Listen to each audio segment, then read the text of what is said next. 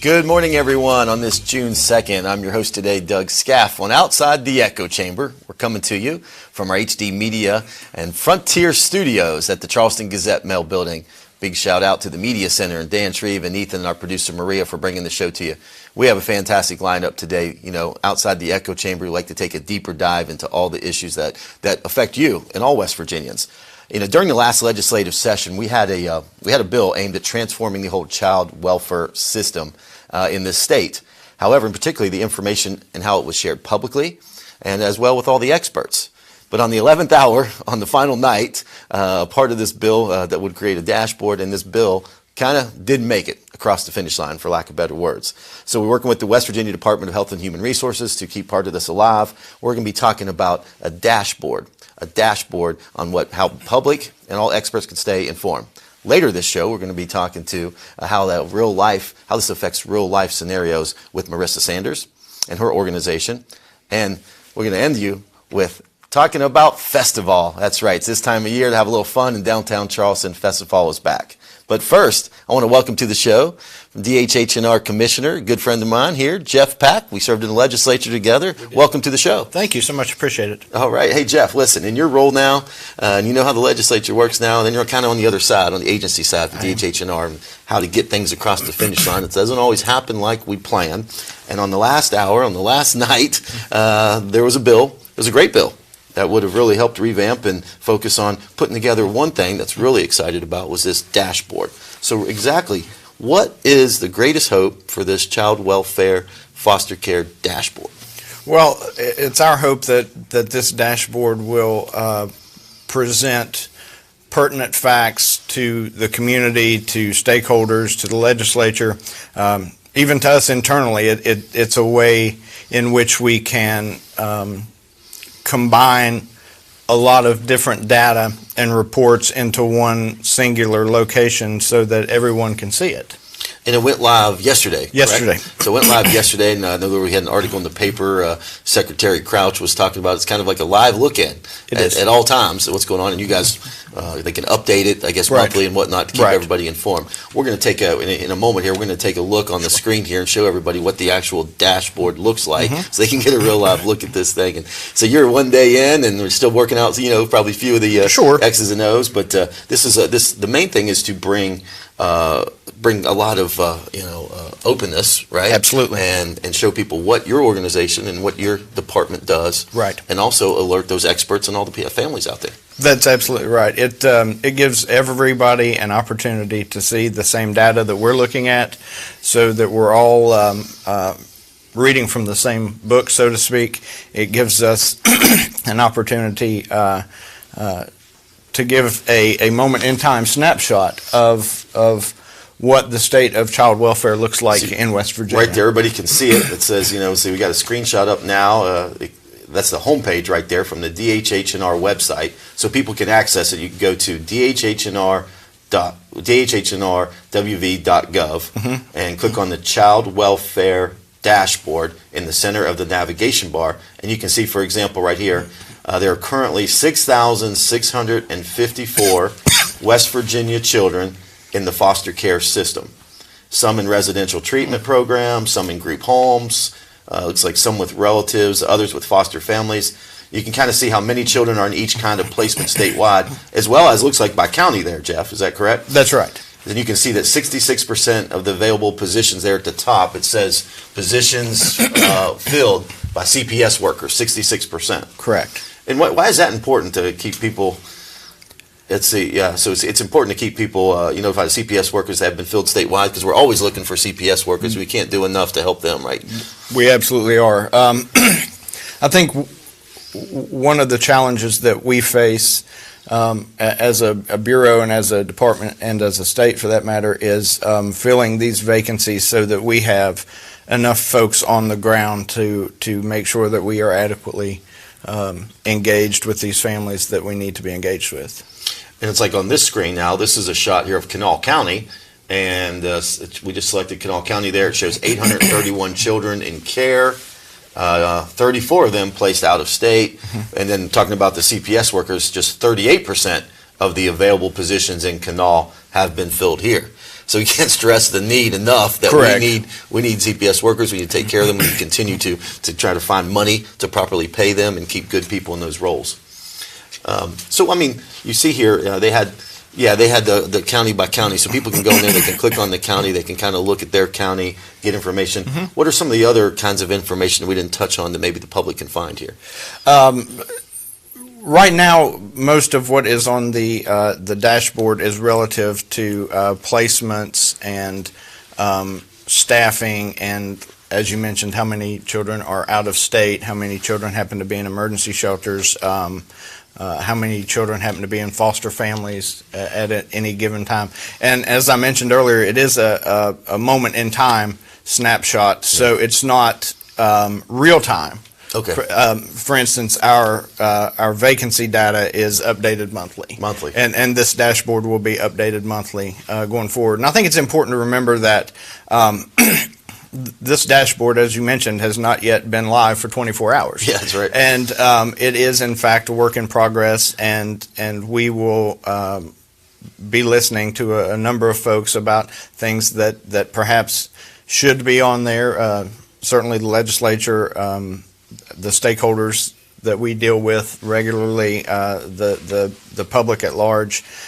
So I would suspect that this dashboard going forward will continue to evolve and will be a work in progress, just like every other dashboard is that the department. I think the main thing was getting it up and running, right, and getting it started, and I'm sure we're going to work out different things to make Sure. it better and perfect it. But for example, a real life scenario would be if you see a county by county basis and you see that there is a larger amount of, let's say, people and kids, children in group homes in one county versus the national or state average or vice versa, it'll allow us or the agency to focus our needs to that specific area. It gives us a true reflection of kind of where we are month to month. But if we're ahead of the national average or even state Sure. average, we'll say, hey, we need to put attention here now. Absolutely. And as I mentioned previously, this isn't just beneficial to the public. It's not just beneficial to the legislature or to stakeholder groups. It's incredibly beneficial for us because it allows me, for instance, as the commissioner,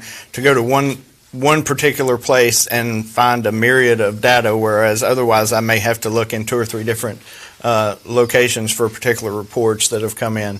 And it as it grows, it will become even more helpful to folks in my office.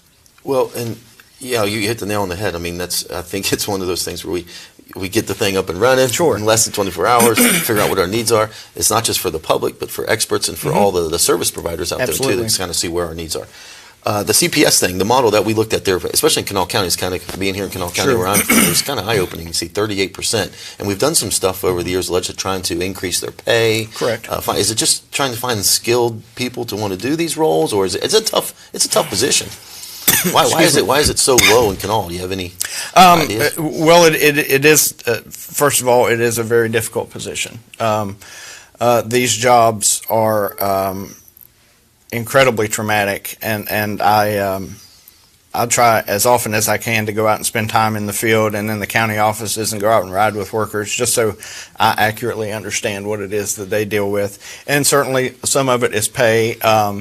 I've been meeting with my county managers monthly, and in fact I have a meeting tomorrow with more of them, and it's not just pay, it's a number of things that we need to address, and some of them may seem silly, but I am instructing them to make sure that they regularly are doing things. Hey, I know that you're busy, but on a Friday afternoon, if you are kind of caught up, do something to boost morale. Grill some hot dogs. Yeah. Do something. We're working with Marshall University to develop some programs to help with the daily grind and the daily trauma that the folks deal with in the field, and we're hopeful that will lead to an easier work environment for these folks. And as you mentioned, the pay raises, as those go into effect, and I'm hopeful that will help in retaining folks, because the more folks we lose, then that caseload doesn't go away. So these folks, it gets absorbed by other workers, and that just adds to their stress. Yeah, and you can't pay them enough. I mean, these are you're seeing children sometimes at their worst in very traumatic situations, Certainly. and it weighs on you, and it's a tough situation, not just in West Virginia, but all across the country, finding good people to go in there and see what they see on a daily basis. It absolutely is, and I'll tell everybody this. One of my favorite parts of my job is we have lots and lots of success stories that nobody hears about. So we do a lot of things really well. And when I get the opportunity to hear about those things, I love getting to go to the office and say, "Hey, so and so called me and said you did a really great job," and I wanted to come and shake your hand and pat you on the back and tell you you're doing a good job. Or sometimes I'm only able to call them or send them an the but just give them a little reassurance. Right, that what they're doing is helping. But I don't. I'm hopeful that the dashboard as well will give us the opportunity to show some successes. No, I think this is great. I want to thank you and thank the department and Secretary Crouch and all that you're doing. This is a great step in the right direction, and we're gonna have you back. I look after forward we get to it. more than 24 hours Certainly. up and running. Let's see how the data has affected in a positive way, and where we've been able to address our needs, what this has done to help all West Virginians and especially our children out there. So, Jeff, thanks for joining me on the show. My pleasure. Anytime. We're gonna have you back here once we see how this thing goes. Okay, awesome. All right, hey. We're going to take a quick break on Outside the Echo Chamber. When we come back, we're going to address and see how this will affect foster families in West Virginia with Marissa Sanders when we come back. We know who we are, where we've been, where we're going. Like hospitals all over America, we are changing, redefining, restructuring ourselves to be the best community health system in the region we serve. We are 2 hospitals with more than 30 locations, 450 providers, and one mission: to heal. As one, we are Thomas Health, caring for our communities today and tomorrow. Proudly advocating for workers and their families, the West Virginia AFL-CIO is a group of 600 labor organizations representing 70,000 active and 70,000 retired union members.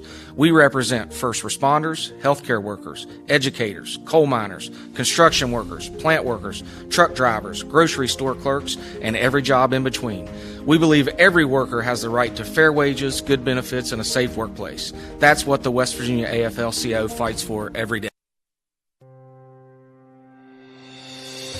A new day begins, and what happens today must be covered, reported, and passed on to everyone in the region we serve. We are journalists, staff writers, editors, storytellers. Who are we? We are HD Media, trustworthy and always here for the times we live in. What started as the Parmar Oil Company in 1967 has grown into 116 convenience stores in 4 states. Parmar convenience stores offer monthly product specials and grab-and-go items. Located just down the street from where you live, Parmar stores are all about being your above-par convenience store. If you don't have a Parmar store near you now, you will soon.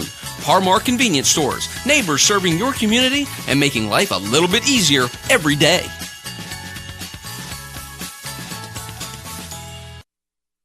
Welcome back, everybody, to Outside the Echo Chamber. We've been talking about a new dashboard that was launched yesterday by the Department of Health and Human Resources to address some of our foster care needs and issues all across the state to keep people more informed. And so joining us now, it's great to have Marissa Sanders. She's the Executive Director, West Virginia Foster, Adoptive, and Kinship Parents Network. Yes. That's a mouth. Yes. I wanted to get everybody in there, make sure I said it right. So Yep. you are the Executive Director of the Foster, Adoptive, and Kinship Parents Network. Yes. So good morning to you. I know you're in close contact with a lot of families and all different, and all different needs and whatnot. Mm-hmm. And tell me, what's your first take on this dashboard and how will this help? So my first take is that it's exciting to have it. This was actually something that the network took on as a priority in the legislative session, and I had spent a lot of time looking for data and asking for data and trying to kind of understand what's happening in the system, and noticed that other states had dashboards like this and thought, this would be really helpful. So we've been working for a long time to try to get this to the finish line. Is that correct? Yeah. So and when the bill died, we thought, well, maybe it's not going to happen. But I mean, it's exciting to see the department, take the initiative and do it and see the value in it. So what do you think some of the real impact? I mean, what do you think this will help the most with? I think, first of all, just helping everyone from legislators to DHHR to the public have a real sense of what's happening in the system. How many kids do we have, but not just how many do we have, where are they placed, why. I'm hoping eventually we'll be able to see why they came into care, ages, lots of different data, so that we really have a sense of where the gaps and challenges are, and then we can address those. So they have, because all different types, everything from who's lost custody of their children or how they can reunify with them, talk about families that are out there eager to foster, just getting people more transparency, bringing people up to speed of what's a true, really kind of like a dashboard, for lack of better words, just what's really going on, a synopsis. You were a strong advocate for this bill, I know, and you're always up there working the hallways of the legislature, and it came so close. To passing on. It really was. I said it was the 11th hour. I think it was between 11 and midnight, I believe, on the last night. I know that was upsetting and disappointing, and we worked so hard of all the other stuff, but how do you feel now that it actually, less than 24 hours ago, it's finally launched? Well, I mean, I think it's great to see it come to fruition, especially, like you said, in that 11th hour disappointment. But it's a good reminder that not everything has to pass in the legislature. Sometimes we can do it anyway, and it's exciting to see it. I'm still counting it as a win. Because there was a lot of other stuff in that bill too. I guess this was just a piece of it. So I mean, it's we still have a ways to go, and there's a lot more. You still want to see that bill pass, of course, but at least we took this piece out of it and got this going. Have you had a chance to talk to any families or children, or how this might affect them? I've shared it with my network, and I've had a few people, mostly they're excited to kind of see the data. I think one way that it will help families is to be able to see, so for example, we have a lot of families who are interested in fostering young children, and then sometimes they say, well, how come I'm not getting very many calls? And so to be able to look on this dashboard and see, well, there's 60 teenagers and 10 babies in my county, or there's a lot more of this age range, and consider, is that something that maybe I could expand to? And that will work for some families. It won't work for every family, but that at least it gives them the information to be able to kind of understand what's going on.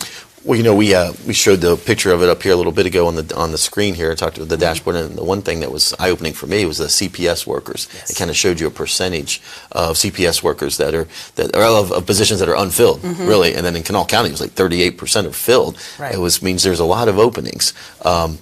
I mean, do you hear on this type of thing, will this give us information of maybe why those positions are open, or what type of issues if CPS maybe aren't responding to the children's needs, or is that something that you hope to see added to this dashboard? Yeah, I think hopefully we'll start to see caseload information, and also, like you said, what are the reasons that they're vacant? One thing I would love to see is retention rates, and that would be for workers, and for foster parents eventually if we have that data up there. But also, I mean, eventually it would be great to see where are workers going when they leave. Yeah. Are they staying in social work? Are they doing CPS in another state? Are they jumping, leaving the field entirely? Like what is it that we're sort of competing with in terms of hiring and retaining people? And same thing like when foster families leave and whatnot too, and where do they go, what happens. The last thing we want to do is just keep children out there unplaced. When we have willing families that want to take on a child, we got to figure out a way to bring those together. Is there a reason, or what do you know why foster families leave now? Oh, there's a lot of information about out there nationally, but foster families, the biggest reason that foster families, two biggest reasons. One, some families are really looking to adopt a certain number of kids, and when they feel like their family's full, they will quit. But the other big one is they get really frustrated with the system. They feel like they're not involved, they're not heard, they're not always respected or valued, and so I have lots of families who will say, as soon as this case is over, I'm done. I'm tired of sort of dealing with all of this.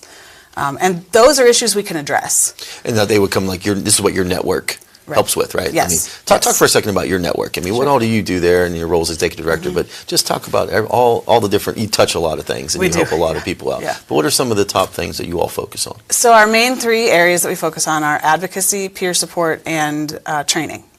So I founded the network back in the fall of 2018 because I was a foster parent, and now adoptive parent, and I had a lot of challenges in the system, and thankfully I had some friends who were foster parents and was able to talk to them, and it's not a journey anyone should ever undergo alone. And because I knew that foster parents were having similar challenges and we all had ideas for how to address them, but we didn't have a platform, we didn't have a voice. And so in order to have an impact at the legislature, to have an impact with DHHR, we had to organize. So I was very intentional in including foster, adoptive, and kinship families.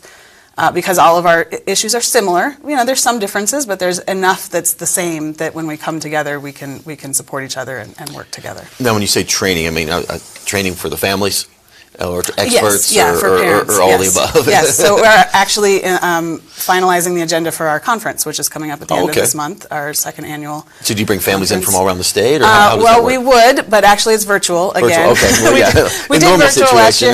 Actually, I had more parents who were interested in virtual. I think because it's a little easier. So they don't have to leave their children and stuff like that. Right, we do it over 4 nights over 2 weeks, so it's 2 hours Tuesday and Thursday for 2 weeks, which kind of breaks it up and gives them.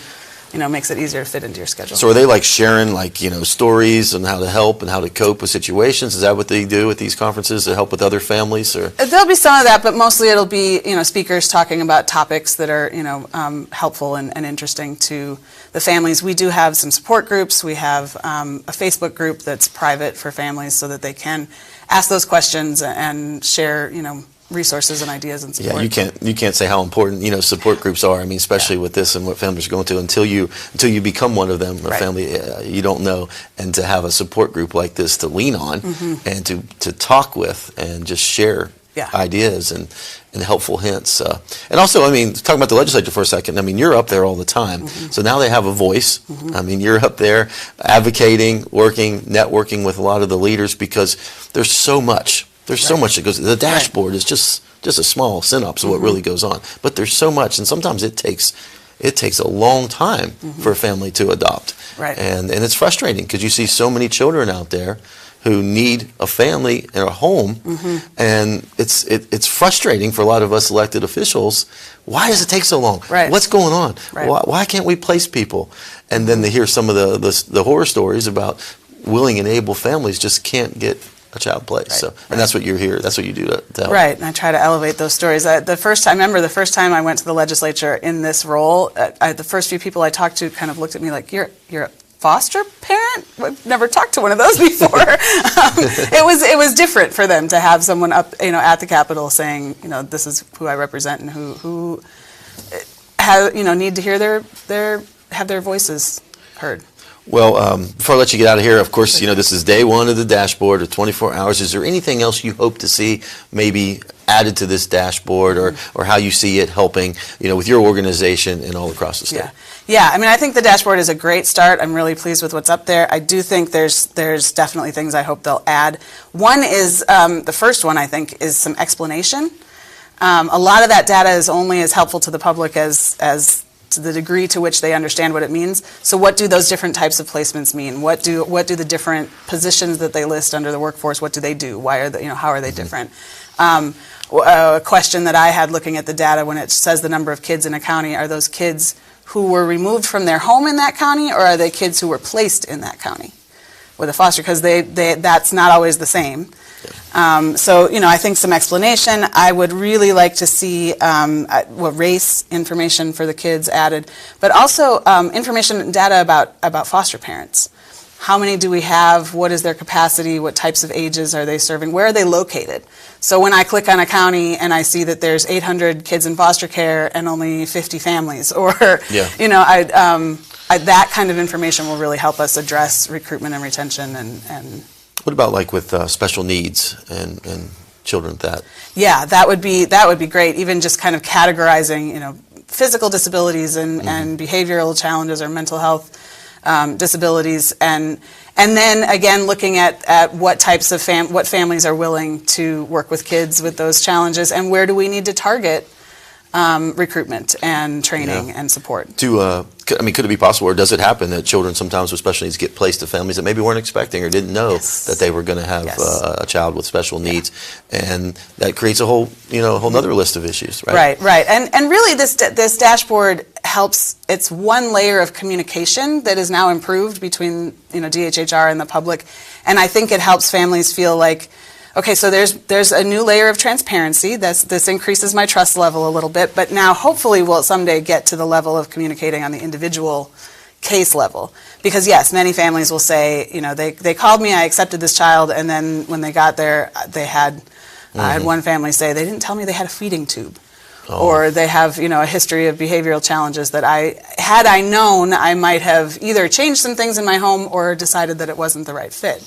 Because that's all we're trying to do is just have the best case scenario, the best results, the best relationship between the family and the child. And you're right, there should be no surprises, be full transparency. This helps, hopefully. And I hope it also helps get people going into that field so people know that, hey, we need CPS workers. This is a field that people that are loving and caring and want to help because we're in so need here. The whole healthcare industry here in West Virginia, we can't have enough people in the field. So, but Marissa, I just want to say thank you for being on the show today. Thank you for all that you're doing for the families that near and dear to our valley here and all across the state. And appreciate your legislative work, because there's a lot of elected officials that have no clue how hard it is and what it takes to be a family and a child that goes through this process. Yeah. Well, thank you. We'll have you back on later and see how the dashboard has worked out for your network. Yeah, that sounds great. All right, thanks, Marissa.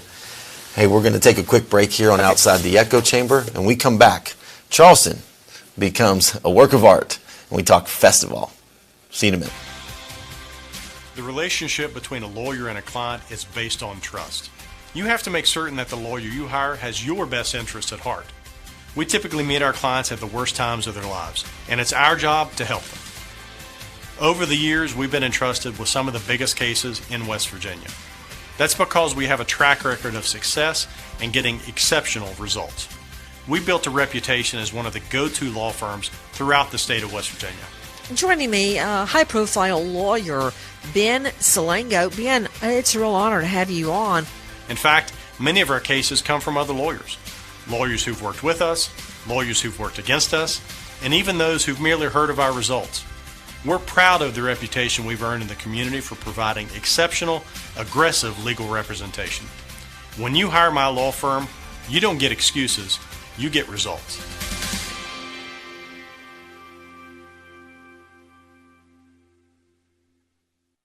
People keep asking me how Todd Judy Ford has the best selection of vehicles at a time of national shortage. The secret is our 130% of Kelly Blue Book for your trade-in. Everyone wants to trade the car with us and get more money. And now we're making it even better. We will beat any other dealer's trade offer by $1,000 guaranteed. If we can't beat it, we'll just give you the cash. So bring in that car, upgrade your vehicle, and get top dollar for your trade-in now. Just go to ToddJudyFord.com and see for yourself. Here in West Virginia, we're known as hard workers, friendly faces, and people with a caring spirit. At Summit Community Bank, those qualities are at the core of all that we do. We're a group of experienced professional bankers that you've known for many years. We work hard to earn your business, and we'll work even harder to help you succeed. We customize banking solutions that work for you. We're Summit Community Bank. Service beyond expectations. Here at Dutch Miller Jeep in South Charleston, we realize car shopping can be challenging right now. That's why we're committed to holding your hand through this process. Don't see the Jeep you're looking for on the lot? Then ask about the Dutch Miller Advantage, which means you can order the vehicle you want faster, direct from the manufacturer. It's no wonder we continue to be the #1 Jeep dealer in the state of West Virginia. For a limited time during the Jeep Celebration event, make no payments for 90 days. Text or chat now at DutchMillerJeep.com.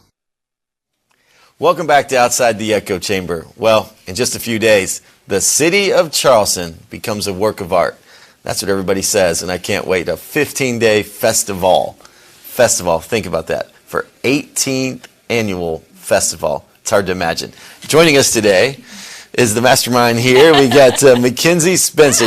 You're leading this charge for the 18th annual festival. Yes, we're so excited. This will be the first time we've been able to have a full in-person festival in 3 years. That's right. So we're really excited. So going back to the normal, the big, you got a full guide of events here, and in person. Talk about a lot of this stuff is free, correct? Yes, absolutely. We try really hard to have a lot of free events, and the ticketed events that we do have are very low cost. So we try to make it as accessible as we can to everyone.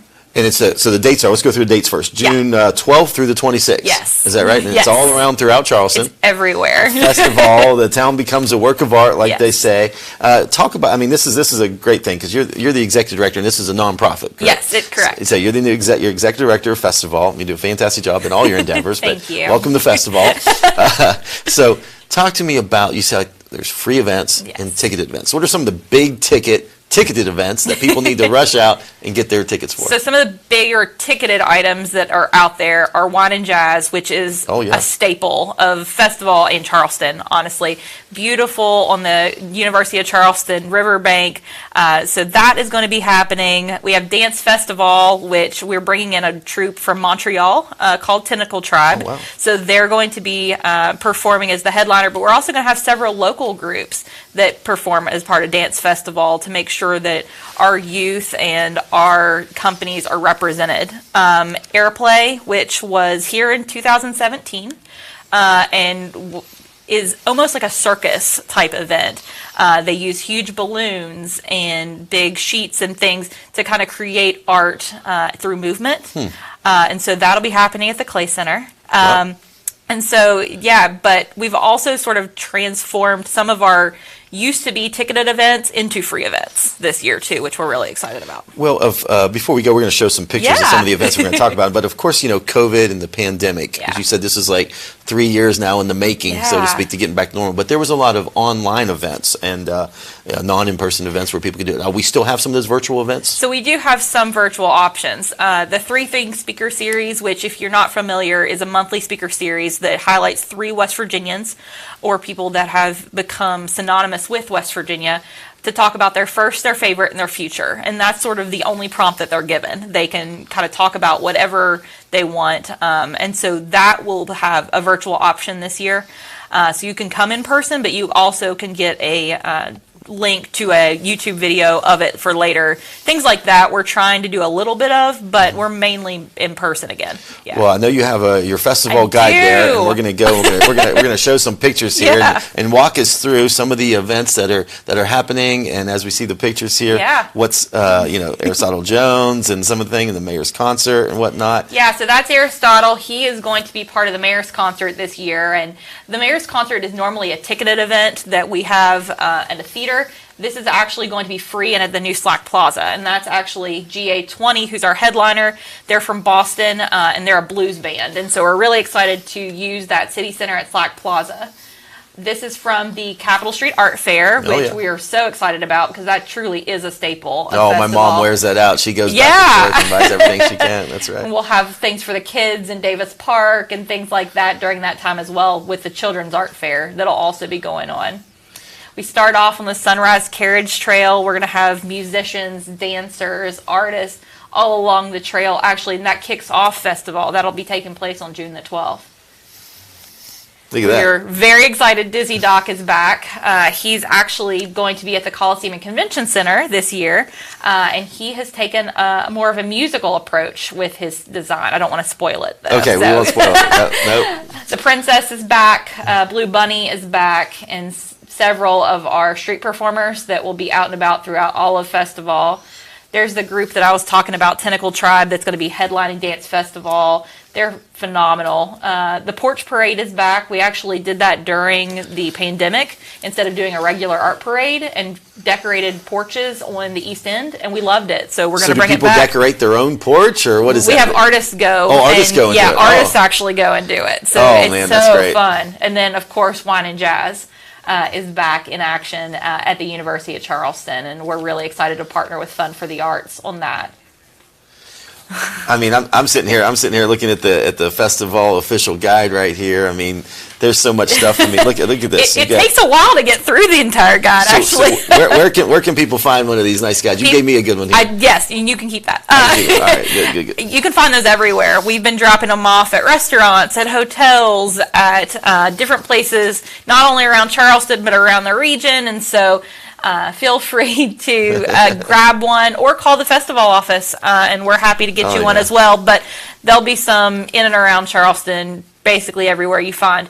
And, we plan to be at Live on the Levee. We plan to be at Dirty Birds games, things like that with them as well. Well, talk about that for a minute. So, it's not just the stuff that you do special for festival. It's like you got the Capitol Market, you got the Dirty Birds, you got stuff that Charleston does, and the businesses downtown. Yeah. They love this. They do a little something extra or fun, or absolutely. Change their hours up to, make accommodations. Absolutely. And we've been told, in the past, especially before COVID, that the sales that folks on Capitol Street see rival the holiday season during festival. And so we're really excited not only to bring all these exciting, fun, free activities to the folks in Charleston, the folks that come in from out of town, but also to support our local economy and really support our businesses, because they really are the heart of Charleston. And it goes right up to Live on the Levee, on Friday night. Encompasses that. Yeah. And you have where we're blocking off the streets now, and Capitol Street and Hale Street. Absolutely. So those businesses can come out. I know one thing my kids like, the kids' art, the art for all for the kids. Oh, yeah. They love that. I will say we have more Art for All pieces this year than we ever have in the history of Art for All. And so we are thrilled. This is a pretty thick schedule here. I mean, there's a lot of stuff in 36 pages. 36 pages. Well, and it kind of goes into the summer. This kicks off the summer fun of Charleston. Well, I guess Live on the Levee kicked it off. Right, last weekend, and now this goes into festival. Mm-hmm. We got Symphony Sunday, we got Wine and Jazz, we got all this stuff. Then we got the regatta. So if you can't find something to do in Charleston over the next month and a half, then then you're not looking. Not looking, right. But I mean, it does, and I think that people are excited to get out of their houses. I think people are excited to be around each other and really feel that sense of community again, as we're starting to shift a little bit more into normalcy again. And so we're thrilled to be a part of it, and thrilled to really showcase our artists and musicians and local businesses. This is great. So give everybody the dates again and their website and how they can find a schedule. Absolutely. June 12th through the 26th. You can find everything at festivalcharleston.com, and these schedules are everywhere. Go to your local restaurant, support them. Go to, you can find them at front desks at hotels. You can find them everywhere, and we'll be out and about at events as well. That sounds great. I can't wait. Looking forward to it. Me too. Always fun. Downtown Charleston is a work of art, right? Yes, absolutely. Well, there you go. You heard it right here first, with all the sneak peek of what's happening with Festival. Hey, we're going to take a quick break. Thank you, Mackenzie, for joining us, and I can't wait for all those activities. Take a quick break. When we come back, we're going to wrap up on Outside the Echo Chamber. A new day begins, and what happens today must be covered, reported, and passed on to everyone in the region we serve. We are journalists, staff writers, editors, storytellers. Who are we? We are HD Media, trustworthy and always here for the times we live in. Looking for a friendly bank that you can turn to in your community? Bank where the decisions on your needs are made locally. With online banking and 7 locations. Poco Valley Bank, where relationships matter. Hey everyone, that'll do it for this edition of Outside the Echo Chamber. Big thank you to all of our guests today. We had Jeff Pack from the Commissioner of DHH&R talking about this new dashboard, the child welfare system, and foster care, and all that's happening around the state when it comes to placing our children. And we had Marissa Sanders on here talking about her network and what she does and how she's going to utilize this new dashboard. Just less than 24 hours ago, it launched. And what I'm really excited about is Mackenzie just gave me my official guide to Festival. Can't wait. I'm already thumbing through some of the events here to see what I'm going to hit first. But I can't thank you enough. Coming to you live from the Frontier Studios. Big shout out to the Media Center for helping us put this show together. And remember, you want to hear from us, you want to talk to us, reach out to us. Tell us what issues you'd like to hear from. Tell people you'd like to see on this show. Give us an email right there on the screen, outside the echo chamber at hdmediallc.com. It's been a pleasure being your host today. Have a safe day, everybody, and have a great weekend. Go enjoy all that Charleston and the Greater Valley has to offer.